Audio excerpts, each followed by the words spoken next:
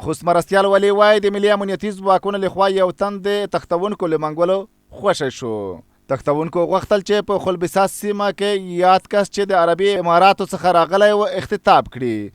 ملي امنیتي ځواکونو په وخت هغه سیمې ته ورسېدل او تر تعقیب لاندې و چې بالاخره د صبرۍ او ځاځي میدان سره نږدې سیمه کې د اختطاف چیانو له منګولو خلاص کړ او اختطاف کوونکي په تېښته بریالي شوي دي او ترې یو واره د موټر په سیمه کې پاتې شوی و چې ملي امنیتي ځواکونو ترلاسه کړ. نن د ملي امنیت بیدار ځواکونو یو ورور چې د کروڑو اوسیدونکی دی د خلبسات بازار نه اختطافچیانو جګ کړی و او ملي امنیت بیدار ځواکونو ورباندې خبر شو او سمدستي اقدام وکړ. دا د پړوخېلو د منطقې نه لاسته راوړو خو متاسفانه چې غله تښتېدلي دي او اختطافچیان زموږ تعقیب ورپسې دی. انشاءالله هغوی به هم ډېر زر دستګیر شي.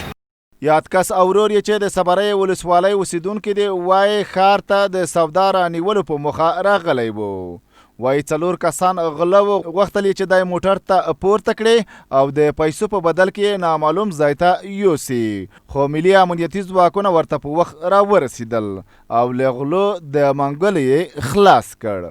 خلبسات بازار ته راغلم. بیا د خلبسات خوړ کې چې 4 نفر غله و یو موټر و دا رامخته شو. تقریبا 2:30 بجې وې چې ونه زه بیرته خلاص شوم د امنیتي ځواکونو په همکارۍ باندې. نو یغونه موټر پاتې ده او دوی 4 نفر او دوی تښتېدلي دي او نه مې چا سره څه مشکل و هېڅ خبره هم نه وه بس پیسو خبره غلو.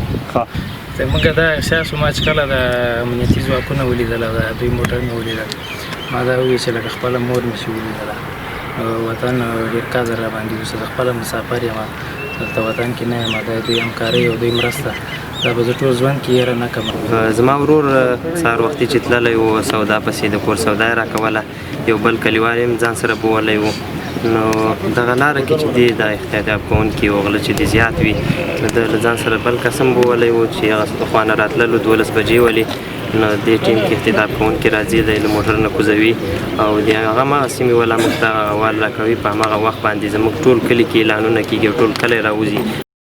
د یادولو وړ ده چې ډیری وخت په خوست کې د غلا او تښتونې پیښې ترسره کیږي چې له امله یې خوستوال له ګڼو ستونزو سره مخامخ شوي دي. کارپوهان وایي که حکومت یې د مخنیوي په پار پلانونه ګړندي نه کړي لرې نه ده چې له دې زیاتې ستونزې به رامنځته شي.